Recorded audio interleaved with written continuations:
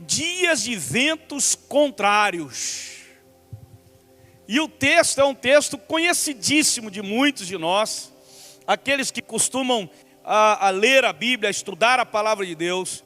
Diz assim o texto que está lá em Mateus, capítulo 14, a partir do verso 22. Logo a seguir, compeliu Jesus os discípulos a embarcar e passar adiante dele para o outro lado, enquanto ele despedia as multidões. E despedidas as multidões, subiu ao monte, a fim de orar sozinho.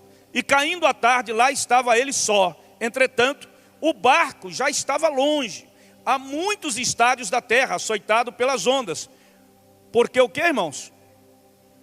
Por que, irmãos? Por que, irmãos? Porque o vento era contrário. Na quarta vigília da noite, quarta vigília era 3 horas da manhã. Na quarta vigília da noite, às 3 horas da manhã, foi Jesus ter com eles andando por sobre o mar. Imagine, alguém andando por sobre o mar às 3 horas da manhã, você num barco sendo açoitado pelas ondas. E aí, os discípulos ao verem-no andando sobre as águas, ficaram aterrados e exclamaram: é um fantasma. E tomados de quê? De medo, gritaram. Mas Jesus imediatamente lhes disse: tende bom ânimo, sou eu. Fica tranquilo, sou eu. Não temais. Respondendo-lhe Pedro, olha a ousadia do homem: se és tu, Senhor, manda-me ir ter contigo por sobre as águas. Porque evidentemente eles não conseguiam ver Jesus mesmo, irmãos. Escuridão, um vulto em cima do mar, quem é ele? Mas eles ouvem a voz de Jesus, e Pedro ousadamente fala para ele, e Jesus disse assim: vem. E Pedro, descendo do barco, no mar revolto, andou por sobre as águas e foi ter com quem? Com Jesus. Reparando, porém, na força do vento, ele teve medo e, começando a submergir, gritou: salva-me, Senhor. E prontamente, Jesus, estendendo a mão, tomou-o e lhe disse: homem de pequena fé, por que duvidaste? Subindo ambos para o barco, cessou o vento, e os que estavam no barco o adoraram, dizendo: verdadeiramente és Filho de Deus. Eu sei que na nossa caminhada cristã, irmãos, nós vivemos dias que enfrentamos ventos contrários, né? E não são poucos esses dias. Esses ventos costumam provocar muitos prejuízos e reações adversas nas pessoas que estão enfrentando esses ventos contrários. E aqui no texto, nós vimos algumas das reações dos discípulos. No contexto geral do texto, dos discípulos, nós percebemos o desespero, o desânimo e o medo. Percebemos ali o desespero, o desânimo e o medo. Mas também o texto nos mostra que os ventos contrários, por mais forte que eles sejam, não são capazes de impedirem ações que nos ajudam a crer e o que, pastor? Nos ajudam a passar por eles e entender que os ventos são passageiros. Diga, os ventos são passageiros. Amém, queridos? Amém? Então, o que nós vamos ver aqui? Nós vamos ver, queridos, o que os ventos contrários não impedem. Você pode estar passando por tempestades, por lutas, por ventos que vêm contra na sua caminhada, mas eu quero te dizer em nome de Jesus, existem algumas coisas que esses ventos contrários não impedem. Vamos ver nesse texto aqui com vocês. Primeira coisa, ventos contrários, irmãos, não impedem que Jesus venha até nós. É verdade. Alta madrugada. Porque Jesus foi até eles na alta madrugada, pastor? Jesus percebeu, Jesus viu que eles estavam enfrentando o quê? Ventos contrários no mar, e o barco estava sendo açoitado. Deixa eu te dizer uma coisa aqui para mim, para você. Olha para mim. Jesus sabe, no momento que você está enfrentando ventos contrários na tua vida, Ele sabe a hora de chegar para trazer a resposta para você. Recebe essa palavra. Ele vem. Alta madrugada. Quando lemos os evangelhos, irmãos, nós percebemos que no momento em que as pessoas, vários registros nos evangelhos, nós percebemos que as pessoas estavam passando pelos momentos mais difíceis. Era a hora que Jesus chegava. Era a hora que Jesus estava ali com eles, para dar uma resposta para eles. Alguns exemplos que eu vou citar aqui rapidamente. Por exemplo, a viúva da cidade ou da aldeia de Naim, que estava no culto, no fúnebre, levando o seu filho, né, para ser enterrado. E quando eles estavam andando e levando o menino, de repente quem chega ali, naquela cidade? Jesus. Agora, talvez você não perceba, irmãos, o que aquilo, o enterro, a morte daquele rapaz representava para aquela viúva. Talvez você não entenda. Ó, pastor, que vento contrário que ela tinha. O que ela ia enfrentar mais ainda, além da morte do único filho dela? Irmãos, a morte do seu único filho representava para ela desesperança. Representava para aquela mulher, irmãos, o único meio de sustento na sua velhice e de proteção. Uma viúva naquela época, irmãos, sem filho nenhum, era viúva, não tinha marido mais, o marido tinha morrido, mas sem filho, sem nada, ela era uma pessoa amaldiçoada, era uma pessoa que não tinha futuro. Ninguém casaria com uma viúva dessa. Olha o que ela estava enfrentando. Não era simplesmente a morte do seu filho. Ela não teria mais a sua linhagem, da sua família. A condição daquela viúva era trágica, irmão. Mas quem que chegou na hora certa? Jesus. Um outro exemplo que a gente vê, né, dentre muitos, foi a filha de Jairo. Quando Jesus estava passando naquela cidade, Jairo vem até Jesus e diz assim: Jesus, a minha filha está doente. E Jesus então caminha para a casa de Jairo. Quando no caminho o servo de Jairo chega e diz assim: não precisa mais incomodar o mestre não, a sua filha já morreu. Pensa num vento contrário, irmão. Pensa numa tempestade. Pensa num desespero do pai. Mas aí Jesus chega na hora certa. Amém? Chega na hora certa e fala o quê? Temas não. Fica tranquilo. A menina, ela só dorme. Jesus vem até nós, irmãos. Quando a gente percebe, não tem jeito, Jesus vem até nós quando o vento está contrário. Um outro exemplo que a gente percebe é aquele paralítico no tanque de Betesda.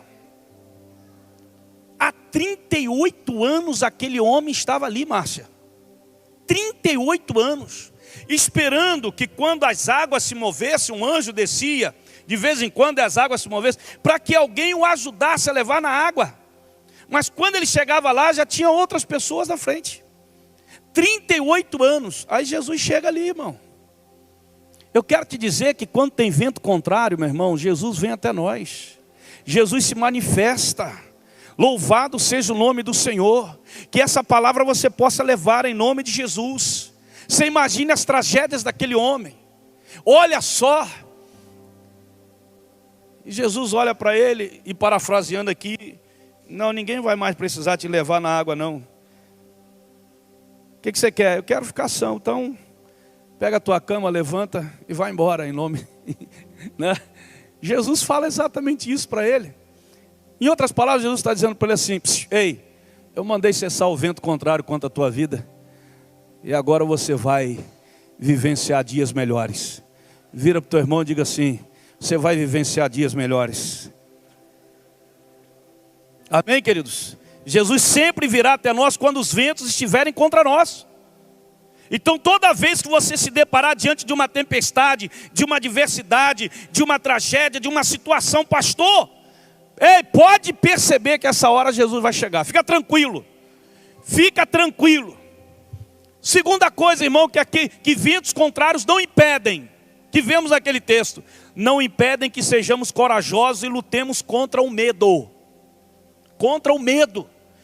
Olha o texto diz assim: quando viram andar sobre o mar, ficaram aterrorizados e disseram, é um fantasma, e gritaram de medo. Mas Jesus imediatamente lhes disse o quê? Coragem, sou eu, não tenham medo. Sabe por que Jesus disse isso, irmão? Porque o Espírito Santo que veio sobre a tua vida não é um espírito de medo, é um espírito de ousadia, de coragem. Você não precisa ter medo. Por quê, pastor? Porque é isso que Jesus nos fala. Nós sabemos, irmãos, que sentir medo é uma reação natural do ser humano para se prevenir contra algum mal. Mas o medo que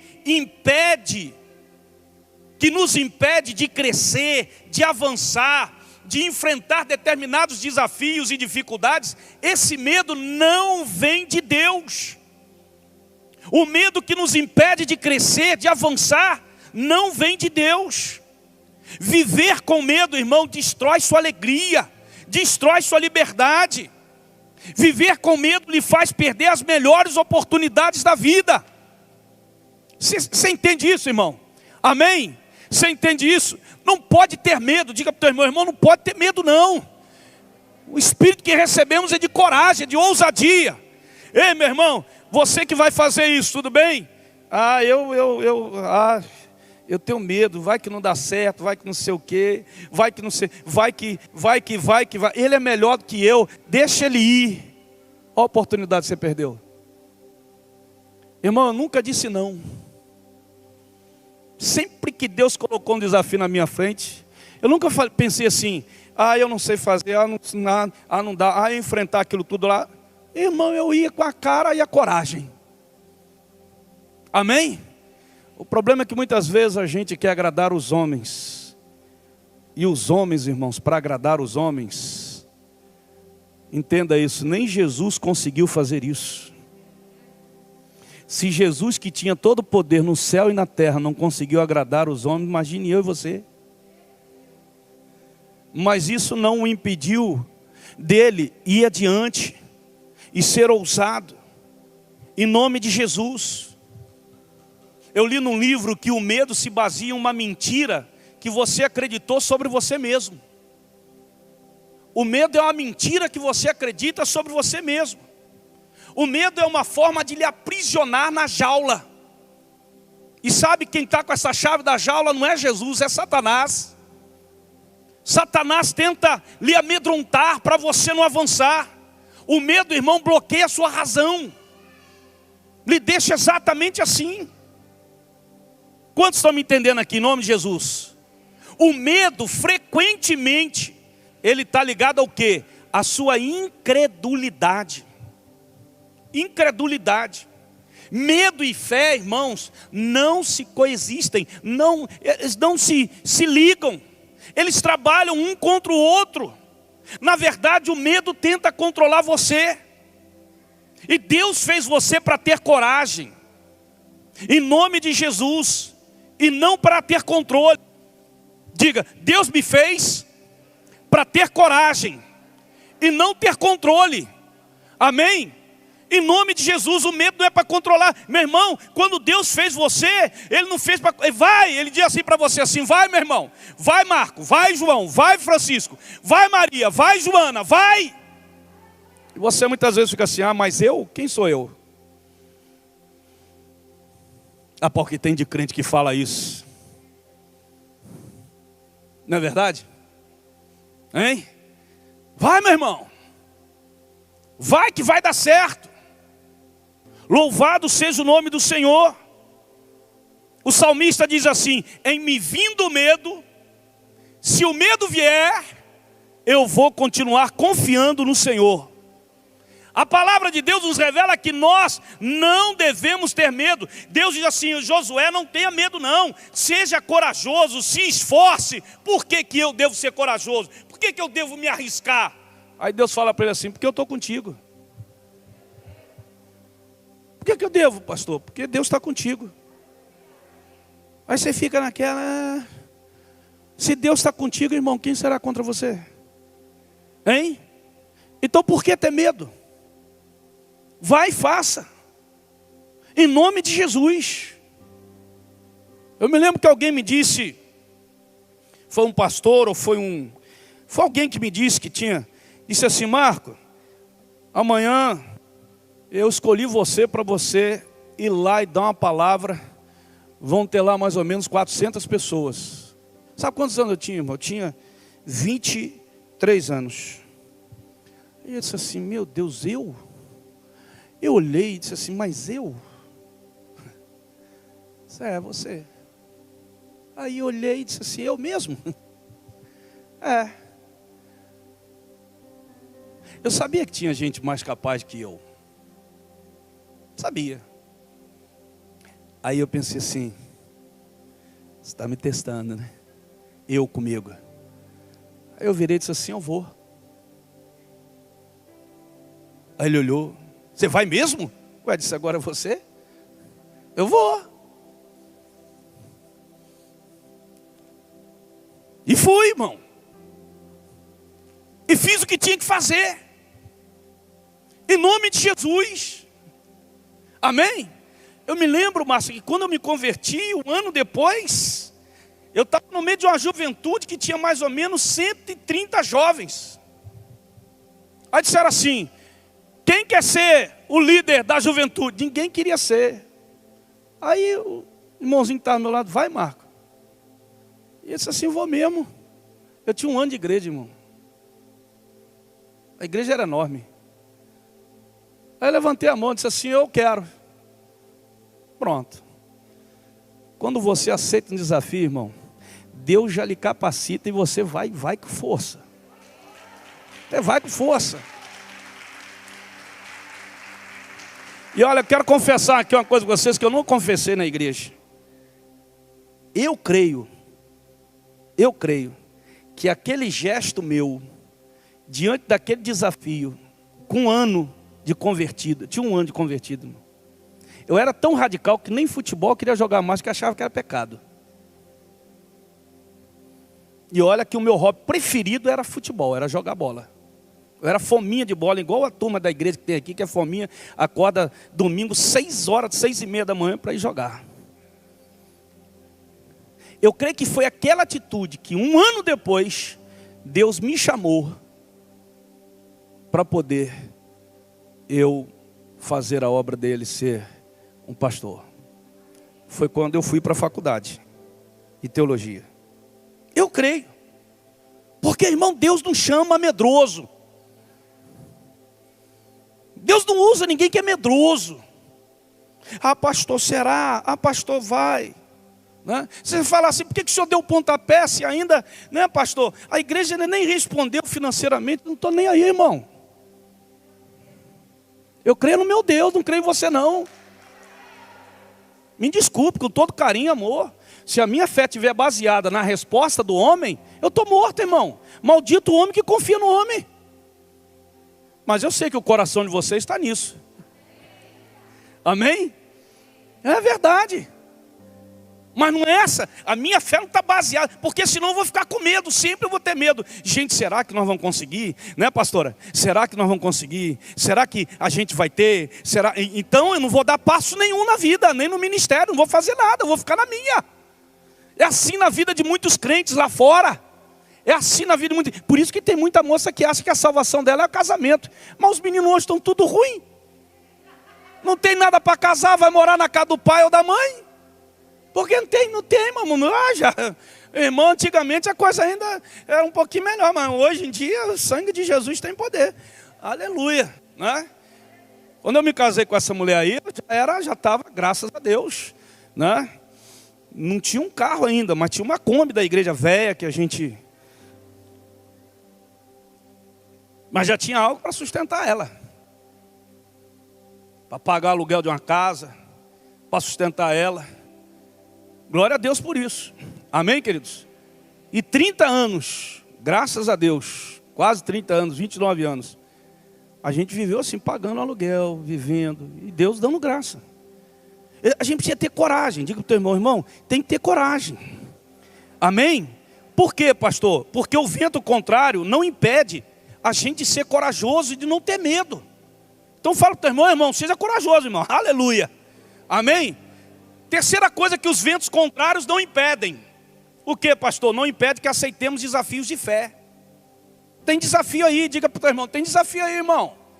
Aleluia.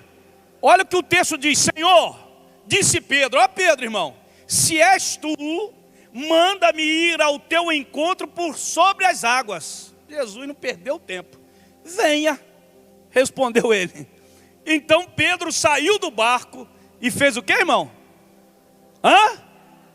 Andou sobre a água. Eu faço questão de enfatizar, mas que não era aquela água tranquila.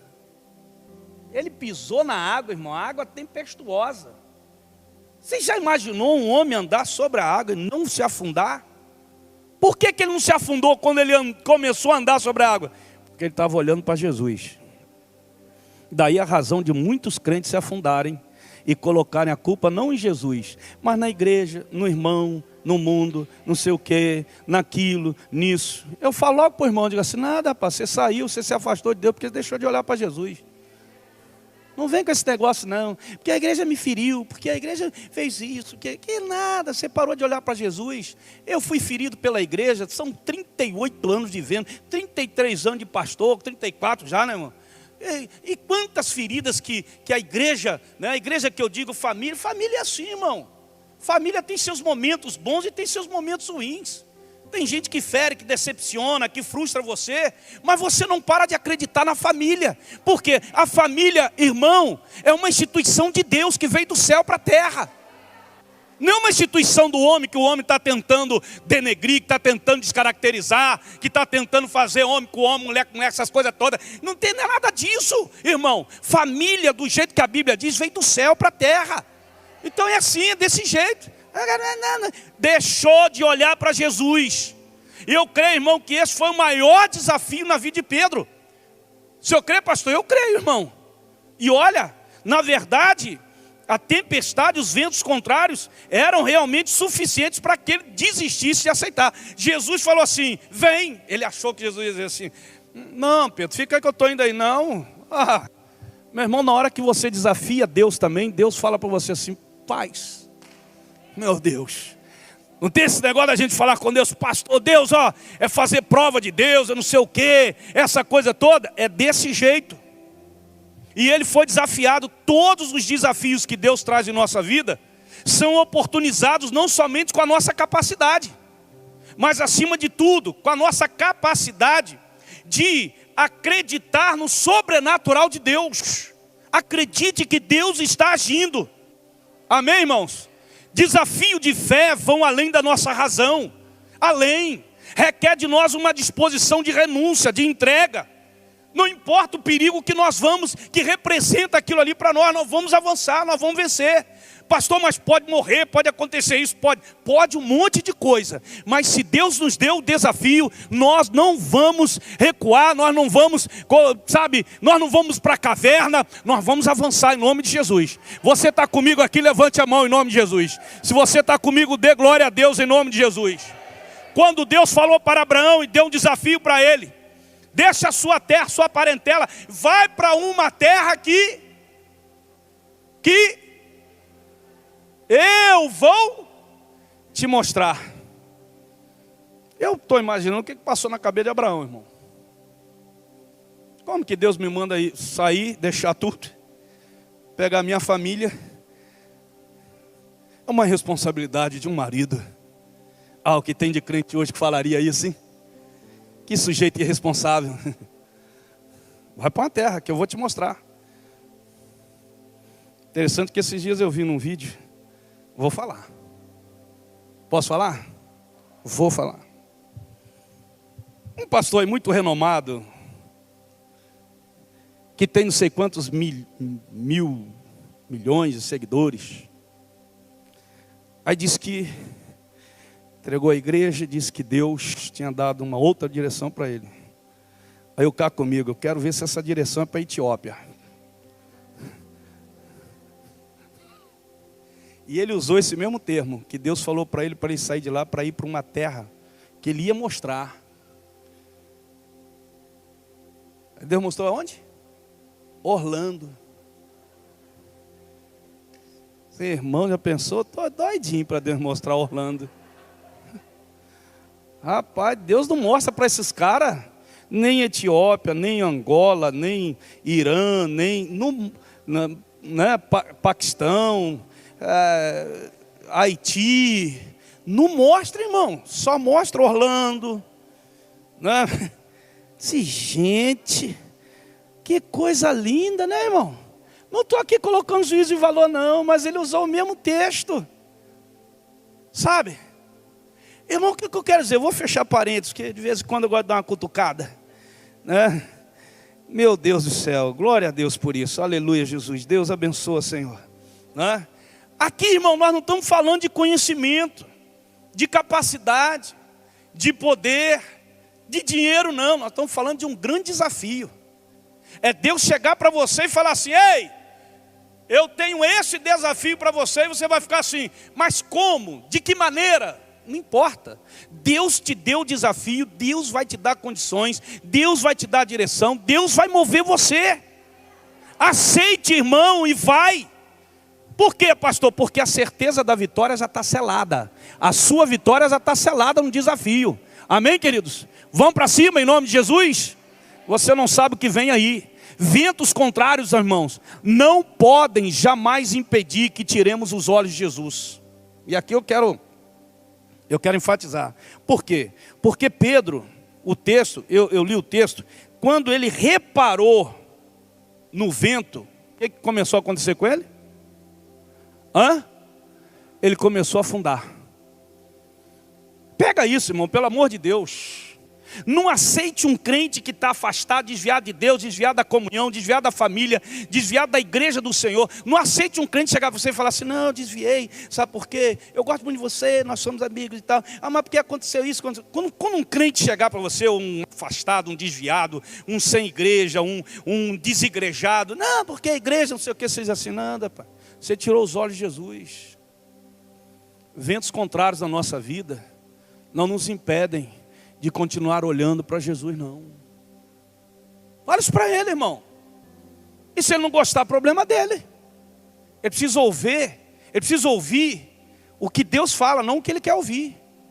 Entenda isso no teu coração com muito carinho. Fala para essas pessoas. Por que as pessoas não chegam perto de mim? Pastor, não fala. Porque se falar para mim, eu já vou tancar a palavra. Irmão, você tirou os olhos de Jesus, irmão. Fica com ele. Fique com Jesus, continua olhando para ele. Mas eu sofri afronta, mas eu fui decepcionado, mas me feriram, mas me falaram isso, mas me falaram aquilo. Eu disse: pois é, quem falou você? Foi o homem, foi Deus? Não, continua com os seus olhos nele. Jesus não desistiu, ele foi para a cruz. Afronta, humilhação, né? Tanta coisa, e depois deu continuidade aos seus discípulos.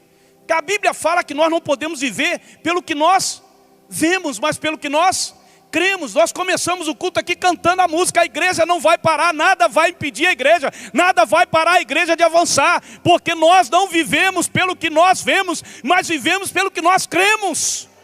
E cremos em quem? Não cremos num homem, nós cremos em Cristo, autor e consumador da nossa fé. Olha para ele, irmão, olha para ele. Quando a gente deixa de olhar para Jesus, irmão, é como se é a mesma coisa que pedir para a casa cair. É a mesma coisa que pedir para desistir, para desanimar, para desfalecer. É desse jeito. Olha para ele. A sua fé está baseada nele. A Bíblia diz que em Hebreus, que nós temos que olhar, fixar os nossos olhos em quem? Em Cristo, que ele é o autor e consumador da nossa fé. Você sabe o que quer dizer isso, irmão? Sabe o que quer dizer? Primeiro, que a palavra fixar, no grego, se encontra num sentido de que você não pode olhar em duas direções ao mesmo tempo. O que Pedro fez? Pedro tirou os olhos de Jesus e colocou no vento. Não tinha como ele olhar para o vento e olhar para Jesus ao mesmo tempo. Ou ele olhava para Jesus, continuava olhando e ia continuar andando. Aí ele parou e olhou para o vento, começou a cair. Você está entendendo porque muitos irmãos que viviam na igreja estão caídos? Você sabe por que muitos irmãos serviam na igreja e não servem mais? Estão sentados na cadeira, esquentando o banco de igreja. Banco não, banco é um termo antigo, né? Porque não tem mais, né? Na minha época era assim. Mas hoje é cadeira. Por quê, pastor? Deixaram, por quê? Porque olharam para o homem, irmão. Isso aí é terrível. Por quê, pastor? Porque a Bíblia diz que ele é o autor. Quem é o autor da sua fé? E a palavra autor, irmão, significa líder, pioneiro. Ou seja, ninguém fez antes dele. Quem fez você foi ele, quem te chamou foi ele, quem te ungiu foi ele, quem te batizou no Espírito Santo foi ele, quem te libertou foi ele, quem te trouxe de lá para cá foi ele, quem te colocou aqui foi ele. Ele! Você não está aqui porque alguém aqui é bonito, porque você gosta de pessoas aqui, não. Você está aqui porque ele te colocou aqui. Ele é o autor, ele é o criador. Ele teve a ideia e criou o verdadeiro. Amém, queridos? E sabe qual é o instrumento que ele criou? O instrumento da fé. Por isso que a Bíblia diz que o justo viverá da fé. Por isso que a Bíblia diz que sem fé é impossível agradar a Deus. Então você tem que estar pegado nisso aí.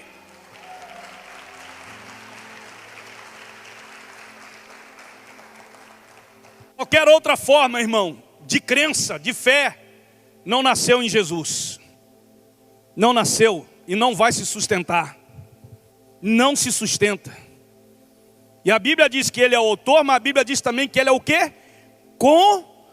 Consumador.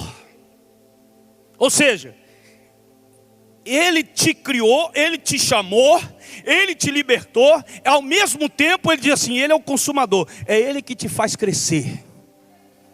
Aquilo que ele formou, ele dá crescimento. Ele dá crescimento. Amém?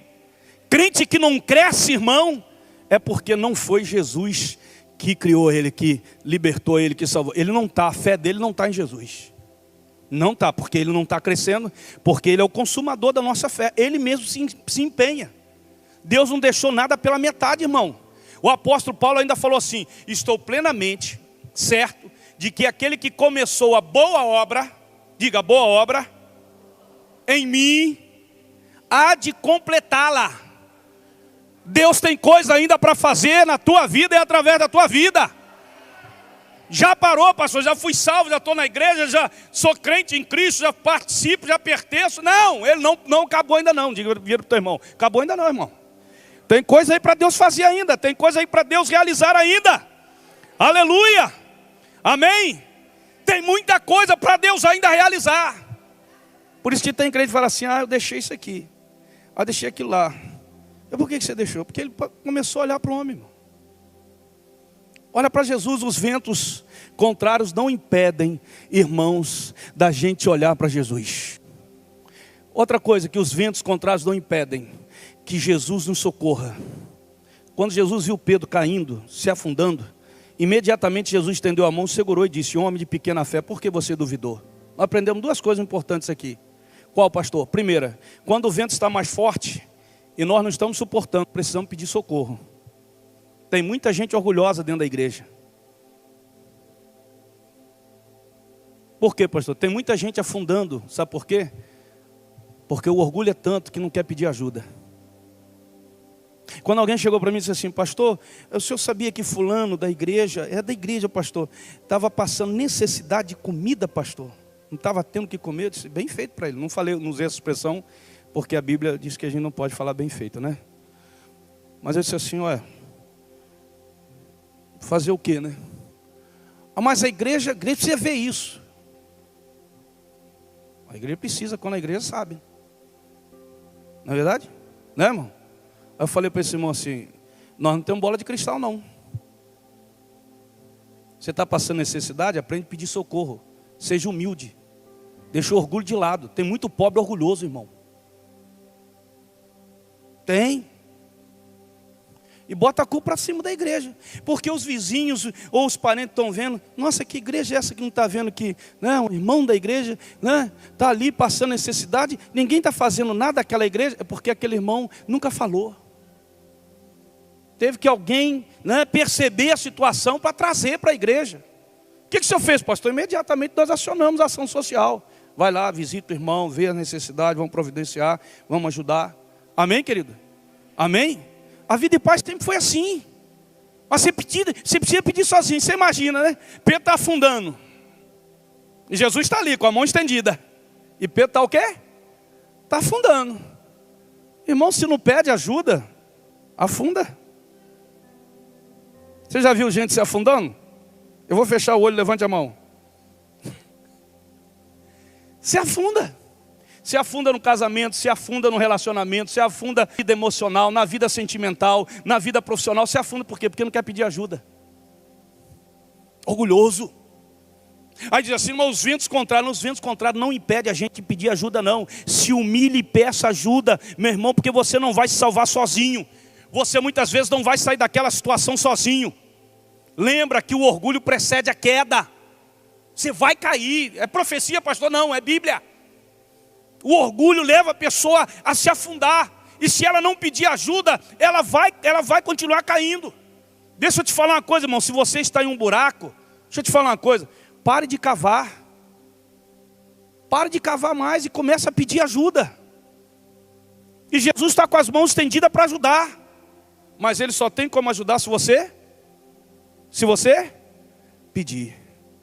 Mas Jesus não vem até nós. Mas Jairo foi até ele pediu. Pede. Diga para o teu irmão, não pode ter orgulho. Eleva os meus olhos para os montes, de onde virá o socorro? Meu socorro vem do Senhor que fez os céus e a terra. Esse é o primeiro aspecto que nós vimos aqui, que Jesus olhou para ele e disse assim, ei, ele pediu ajuda.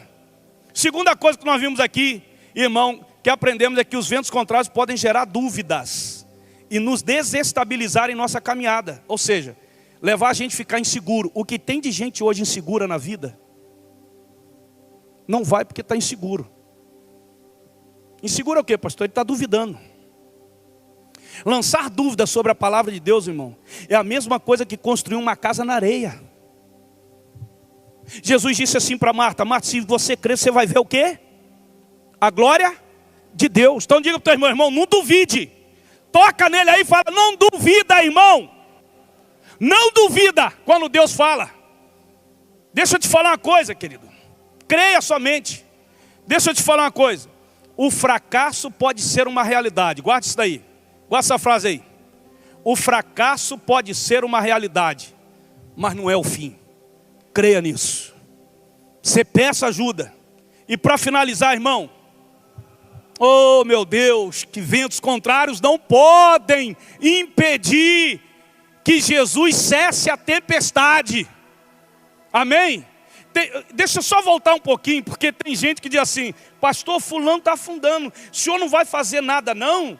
Eu disse, não, só posso fazer se ele pedir ajuda. Eu estou vendo que está afundando, a minha mão está aqui estendida. Você quer ajuda? Não. Vamos voltar? Não. Vamos melhorar isso? Não. Quanto está entendendo isso aqui, irmão? Você lembra daquele negócio lá em São Paulo? Que tentaram fazer uma lei para obrigar as pessoas da Cracolândia a serem levadas obrigatoriamente para um centro de recuperação? O bafafá que deu isso diante da Constituição, o direito das pessoas de ir e vir, que não pôde, que eles não conseguiram fazer isso, os deputados. A prefeitura ficou de mão amarrada porque não podia obrigar a pessoa. Por quê? A pessoa só sai do buraco quando ela quer sair. Mas pastor, precisa de alguém estendendo a mão. A mão está estendida. A mão está estendida. Em nome de Jesus. Eu conheço isso, irmão. Sei o que é isso. De muita gente que é orgulhosa. Ah, pastor, que o senhor vê aquele pessoal de rua, coitados, estão tudo lá de baixo, né? Isso, e frio e sol, a gente ameniza. Mas pergunta a muitos que estão ali se eles querem sair daquela vida. Nós já fizemos isso na Vida e Paz, irmão. Já fizemos com esse grupo de pessoas, já fizemos com o grupo de pessoas, né, que fazem da prostituição o meio ganho deles. já fizemos jantar na igreja para esse pessoal, já oferecemos para cada um deles. Você quer sair? Eles não querem sair dessa vida. Você só pode arrancar a pessoa do buraco quando ela quer sair. Entenda isso no teu coração. Não é porque a igreja não tem amor, porque o pastor não é insensível, nada disso não. É isso aqui que a Bíblia diz, irmão. Os ventos contrários, querido, não impedem que Jesus socorra. As mãos de Jesus estão estendidas. A igreja está com a mão estendida.